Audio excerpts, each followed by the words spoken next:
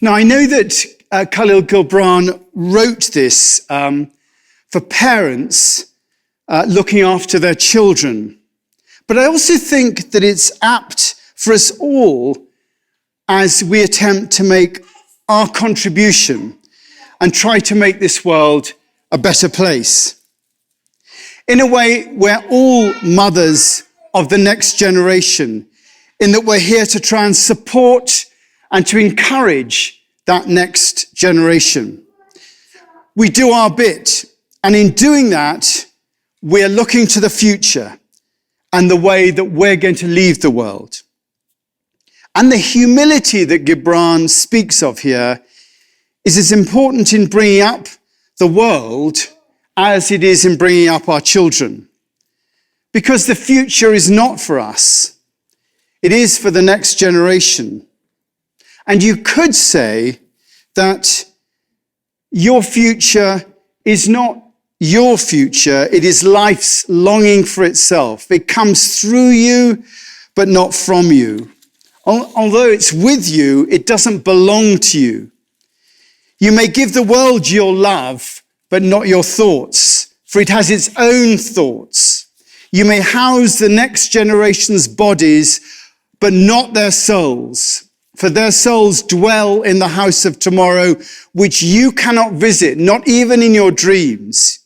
You may strive to be like them, but seek not to make them like you, for life goes not backwards, nor tarries with yesterday.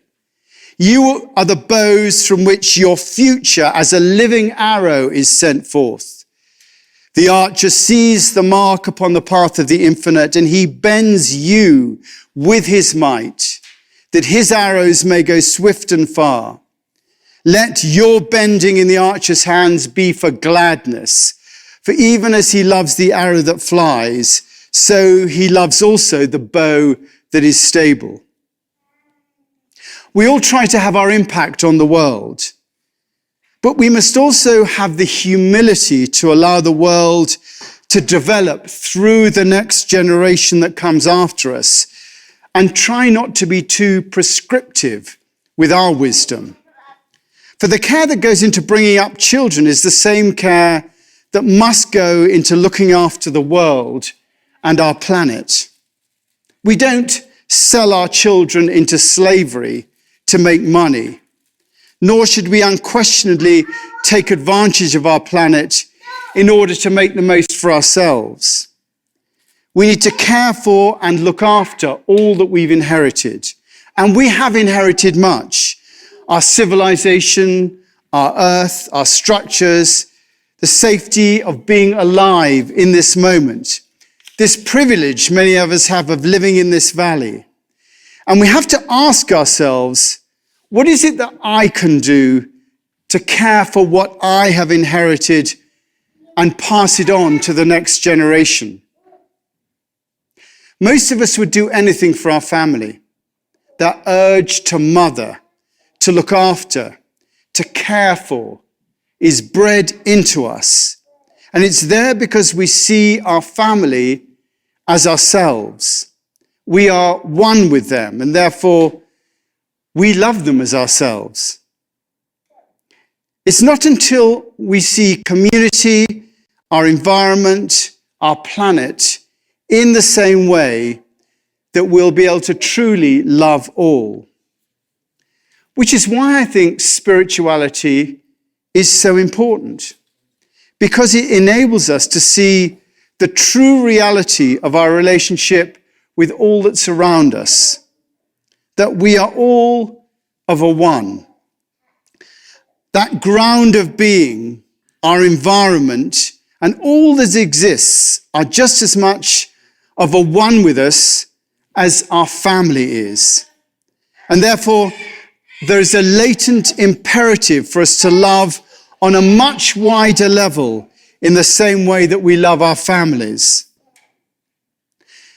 And that's not going to come from persuasion. That love won't come from persuasion or bribery. You cannot bribe people or persuade them to extend their love beyond their own immediate family or tribe. You can't make people love. You can set up rigorous laws and make it worth their while through tax concerns, but they're only ever still looking after their own ends. The love that we have as mothers and fathers is one of giving with no expectation of return. And you can't legislate or tax to make that happen. Now, the only way that you'll enable people to love in this much more expansive way is through spiritual education. Literally, educare, that's where the word comes from. Educare, draw, out, to draw out. You have to draw out the knowledge that is deep within us all, that we are all one with the universe.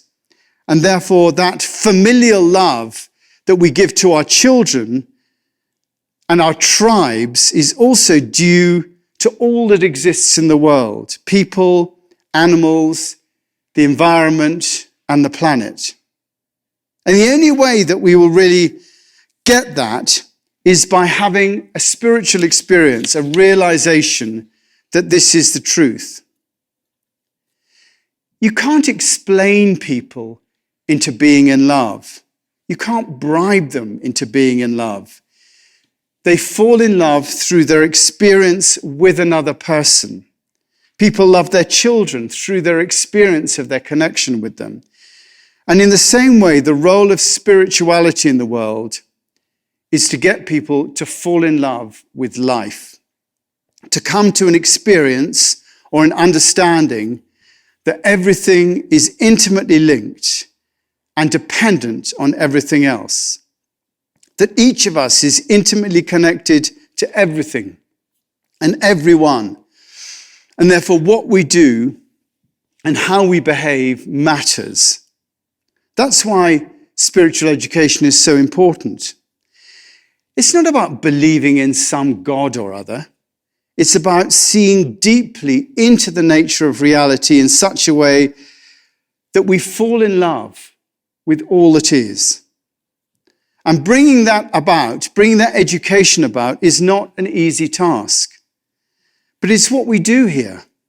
Not only in this chapel, which has as its mission committed to, and here's the quote, reminding people that there is foremost a spiritual dimension of our existence. That's in our DNA here at the chapel. But that is also why we were born.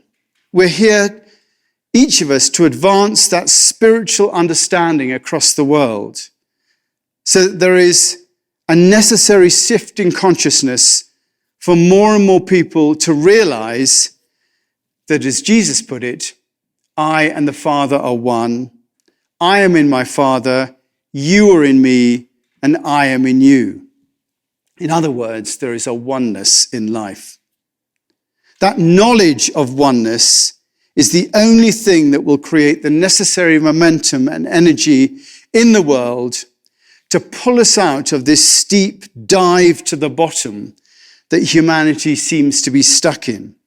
And it will get us back onto an even keel where humanity and the planet are in balance again.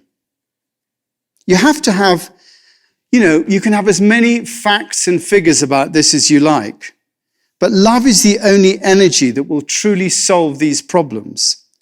And we have to be a part of having the world fall in love with itself again. I'm English, and Brexit is something that affected me quite a lot. And the slogan in Brexit was "Take back control," implying that at some point in the past, the UK population was in charge or in control of something worth having. So our slogan here has to be about falling back in love with life. Everyone is born in love with life. Just look at children, look at a baby. And we lose that love as the years take their toll. We have to reawaken that love in people by reawakening their spiritual kinship with all that's around them. It says in the Wisdom of Solomon, "For God created man to be immortal and made him in the image of his own eternity. The righteous, because they were made in the image of God, can rest in the full hope of eternal life. We have to exist as a part of that oneness with the whole universe, that kinship with divinity and the universe. We have to wake ourselves up to the realization that we are all the universe made conscious of itself. And that will awaken the love for everything that is latent within us. But as Gibran says, it has to be love. You may give the world your love, but not your thoughts. And there is a humility in that. Ours is not to tell our children or the next generation what to do. As with parents and their children, our role is just to love so that our children feel loved and the next generation feel loved and act out of the love that we have given them and have thoughts and actions of their own based on that love. Just as there's something so natural about motherhood today, with Scott and Kelly bringing Aloysius to be blessed and having an intention to set for his spiritual life as part of his development, so our role is to bless the earth and those who share it with us and affirm our understanding of the importance of spirituality in the development of the world and in the evolution of consciousness. And look at those promises. I'm coming to an end, so don't panic. Look at those promises that the godparents made on behalf of Aloysius. In being baptized, Aloysius takes on the mission to bring the light of wisdom to the world. Speaking on behalf of Aloysius, do you choose that task? I so choose, they say. Are you willing to devote your life to the services of the will and purposes of God? I am so willing. Will you join us as we seek to make our contribution to the world? It is all about getting to that love and sharing it. The promises are not just about him having a better life, or about his family or his immediate community. It is far bigger than that. It is about bringing the light of wisdom to the world, to devote his life to the will and purposes of God and helping us to make our contribution to the world.